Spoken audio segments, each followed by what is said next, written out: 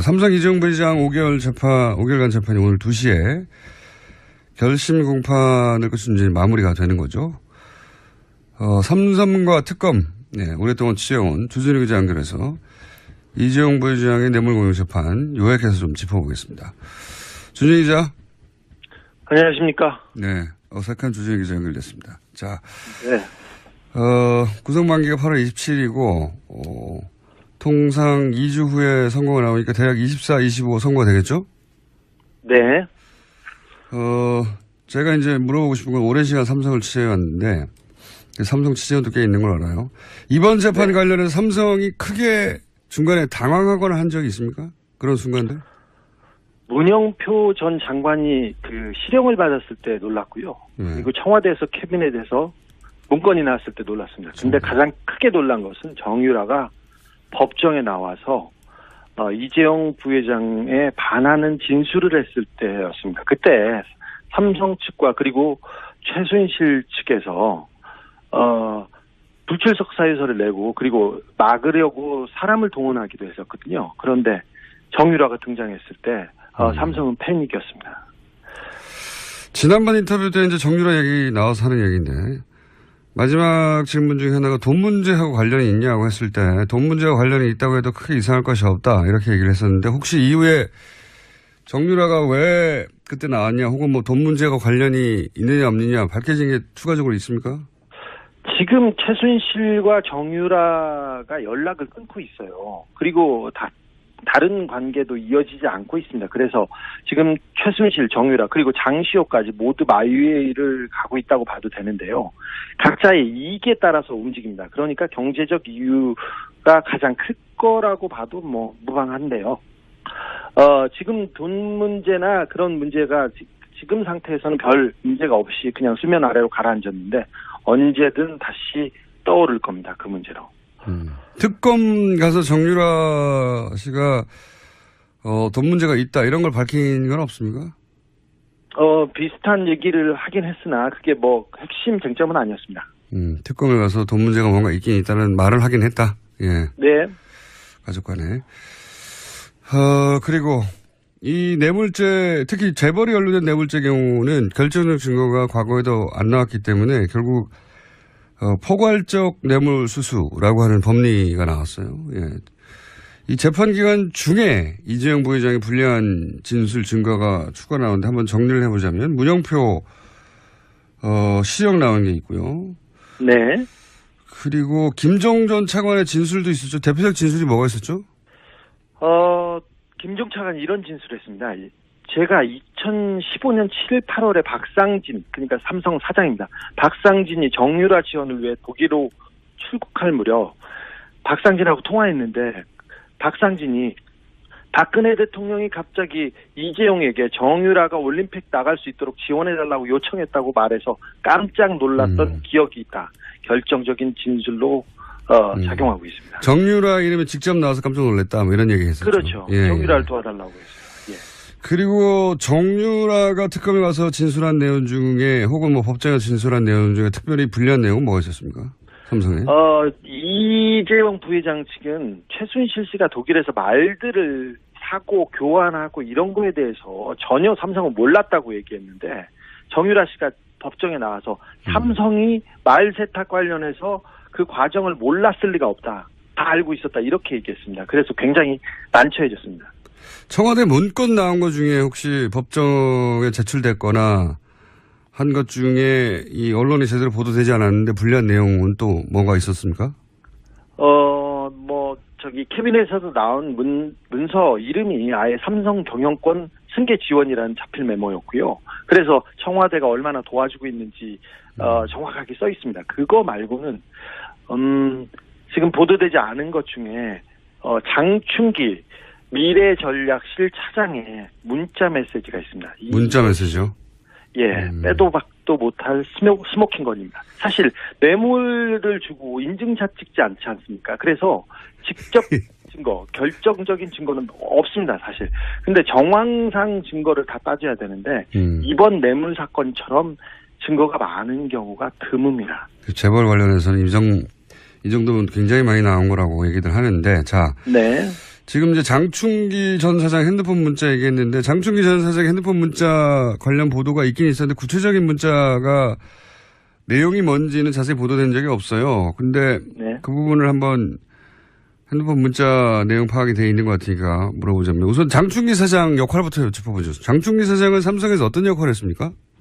장충기 사장은 미래전략실의 사장급 임원이었는데 정보와 대관 그러니까 정부 부서를 관리하는 관. 그런 업무를 했습니다. 민관 할 때 대관. 그렇습니다. 네. 정보와 정부를 담당했었다. 예. 네.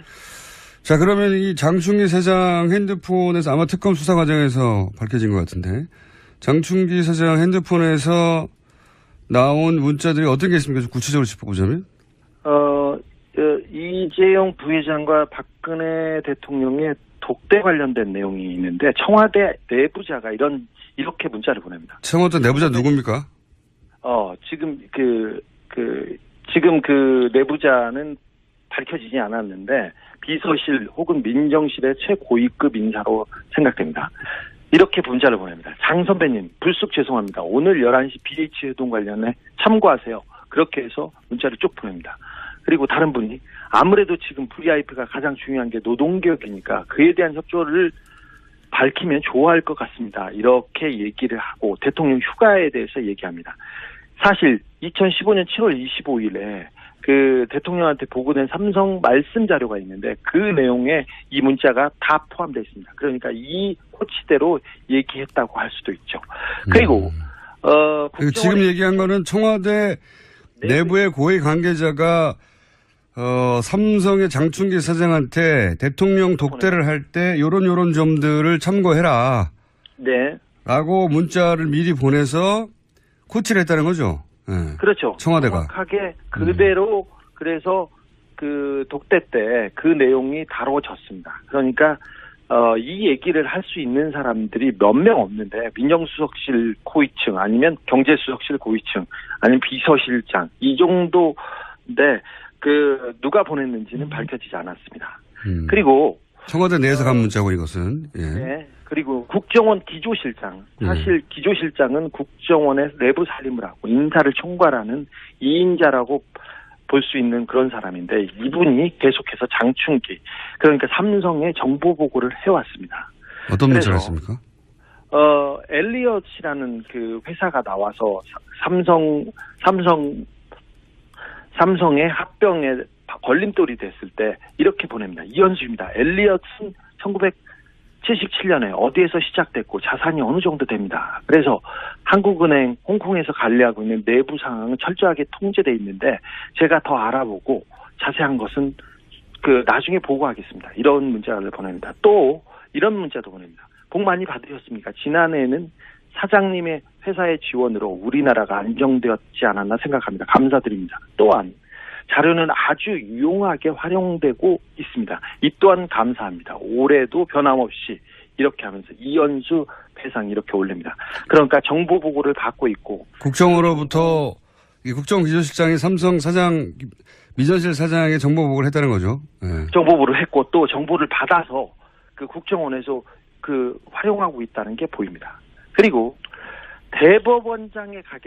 대법관에 가겠다는 한 후보자가 장 차장한테 이런 문자를 보내기도 합니다. 하창우 대한변협회장이 거품을 불고 저를 비토하여 2시간 경론을 벌이다가 저와 진보 측 변호사를 패키지로 낙마시키는 걸로 봉합된다고 합니다. 그러면서 자기 상황을 계속해서 보고하는데 대법관이 되려는 사람이 삼성의 눈치를 보고 있는 게 적나라하게 나옵니다. 그러니까 대법관 되려는 사람이 미전실 사장한테 자신의 인사와 관련해가지고 여러 가지 청탁 문자를 보냈다?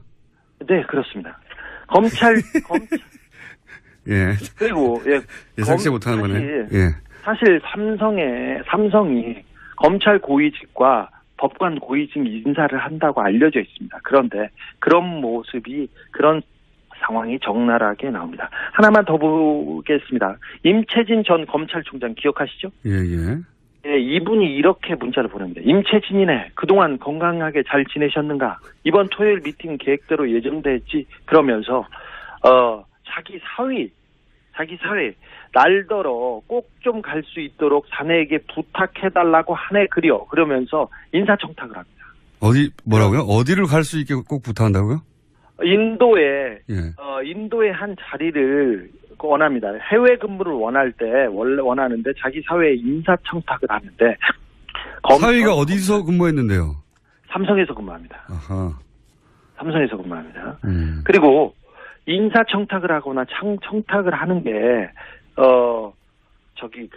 이런 검찰 관에 있는 사람뿐만 아니라 매경도 이렇게 청탁을 하고 보고도 하는데 매경이요? 언론사요? 예. 네, 언론사 간부 매경의 간부가 이렇게 문자를 보냅니다. 존경하시는 실 차장님, 어제 감사했습니다.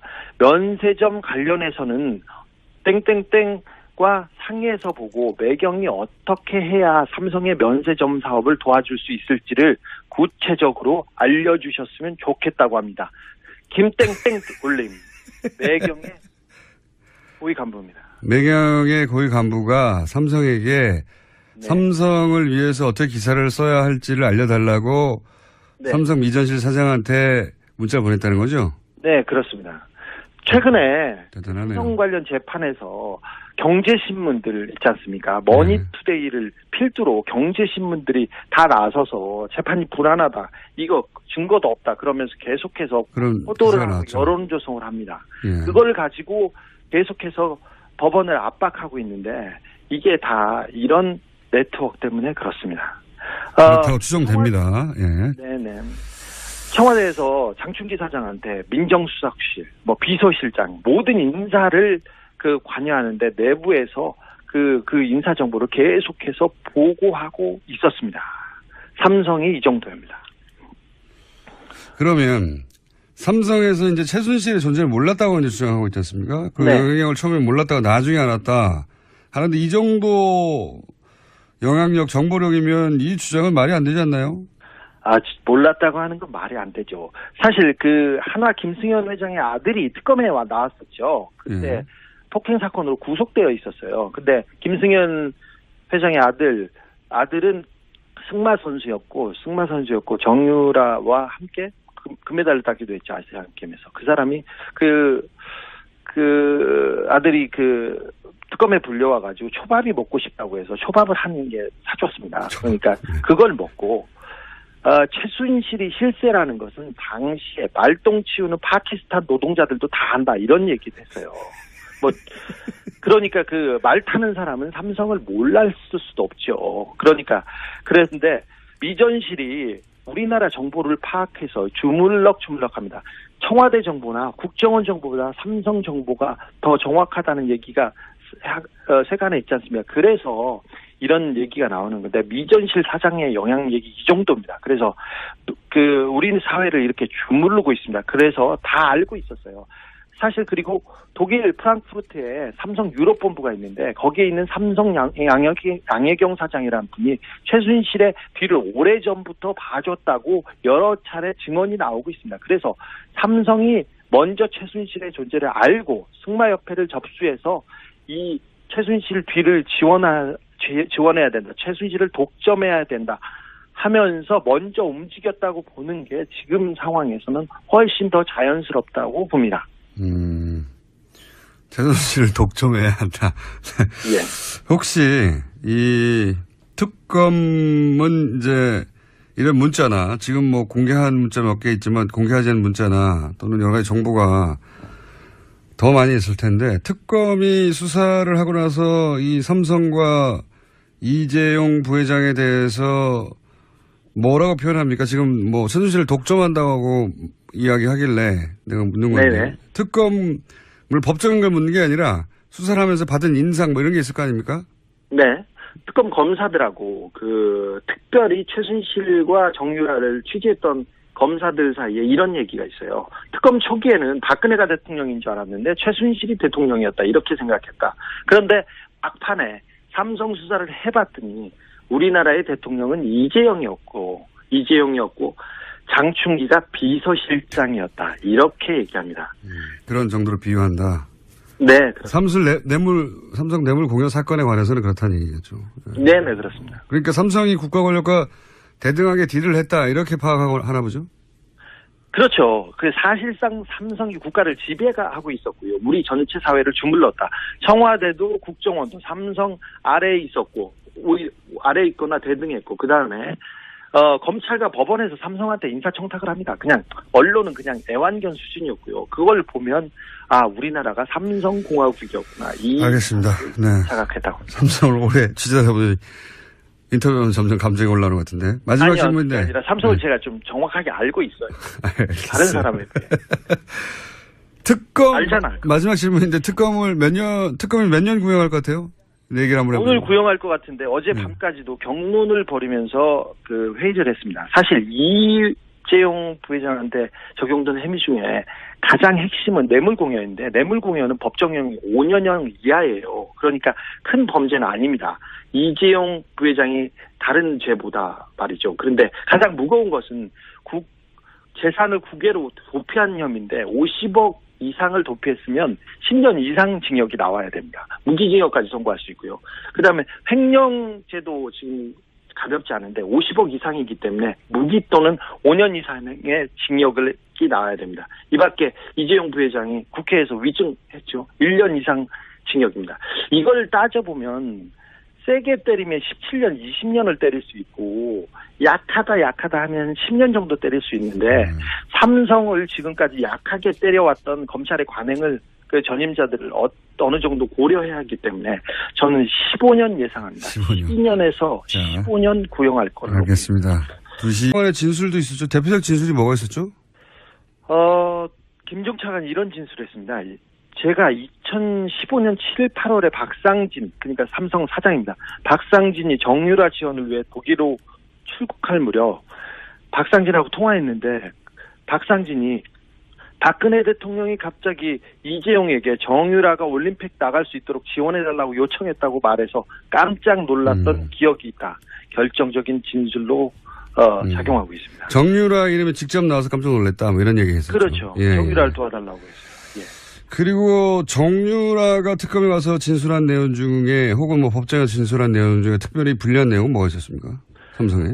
크게 이상할 것이 없다. 이렇게 얘기를 했었는데 혹시 이후에 정유라가 왜 그때 나왔냐 혹은 뭐 돈 문제가 관련이 있느냐 없느냐 밝혀진 게 추가적으로 있습니까? 지금 최순실과 정유라가 연락을 끊고 있어요. 그리고 다른 관계도 이어지지 않고 있습니다. 그래서 지금 최순실, 정유라 그리고 장시호까지 모두 마위를 가고 있다고 봐도 되는데요. 각자의 이익에 따라서 움직입니다. 그러니까 경제적 이유가 가장 클 거라고 봐도 뭐 무방한데요. 지금 돈 문제나 그런 문제가 지금 상태에서는 별 문제가 없이 그냥 수면 아래로 가라앉았는데 언제든 다시 떠오를 겁니다. 그 문제로. 특검 삼성 이재용 부회장 5개월간 재판이 오늘 2시에 결심 공판을 끝으로 이제 마무리가 되는 거죠. 삼성과 특검 오랫동안 취재해온 주진우 기자 연결해서 이재용 부회장의 뇌물공여 재판 요약해서 좀 짚어보겠습니다. 주진우 기자. 안녕하십니까. 네. 어색한 주진우 기자 연결됐습니다. 자. 네. 구속만기가 8월 27일이고 통상 2주 후에 선고가 나오니까 대략 24, 25 선고가 되겠죠? 네. 제가 이제 물어보고 싶은 건 오랜 시간 삼성을 취재해왔는데 삼성 취재원도 꽤 있는 걸 알아요. 이번 재판 관련해서 삼성이 크게 중간에 당황하고 가서 정유라 씨가 돈 문제가 있다 이런 걸 밝힌 건 없습니까? 비슷한 얘기를 하긴 했으나 그게 뭐 핵심 쟁점은 아니었습니다. 특검에 가서 돈 문제가 뭔가 있긴 있다는 말을 하긴 했다. 예. 네. 가족 간에. 그리고 이 뇌물죄, 특히 재벌이 연루된 뇌물죄 경우는 결정적 증거가 과거에도 안 나왔기 때문에 결국 포괄적 뇌물 수수라고 하는 법리가 나왔어요. 예. 이 재판 기간 중에 이재용 부회장이 불리한 진술 증거가 추가 나오는데 한번 정리를 해보자면 문영표 시정 나온 게 있고요. 네. 그리고 김종전 차관을 한 적이 있습니까? 그런 순간들? 문영표 전 장관이 그 실형을 받았을 때 놀랐고요. 그리고 청와대에서 캐비넷에서 문건이 나왔을 때 놀랐습니다. 근데 가장 크게 놀란 것은 정유라가 법정에 나와서 이재용 부회장에 반하는 진술을 했을 때였습니다. 그때 삼성 측과 그리고 최순실 측에서 불출석 사유서를 내고 그리고 막으려고 사람을 동원하기도 했었거든요. 그런데 정유라가 등장했을 때 삼성은 패닉이었습니다. 지난번 인터뷰 때 이제 정유라 얘기 나와서 하는 얘기인데 마지막 질문 중에 하나가 돈 문제하고 관련이 있냐고 했을 때 돈 문제와 관련이 있다고 해도